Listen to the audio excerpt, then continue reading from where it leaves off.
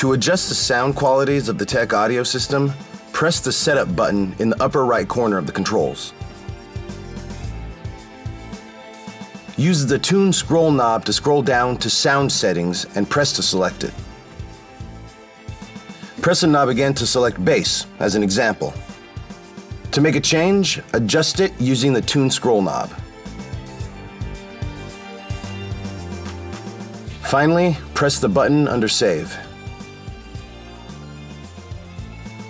Adjusting treble, fader, or balance works pretty much the same way. ASL stands for Automatic Sound Levelizer, which adjusts volume automatically to compensate for background noise as you change speeds. If you select it, you'll see there are 4 settings: low, mid, high, and off. Select one and press Save. Press the back button twice to return to the main audio display.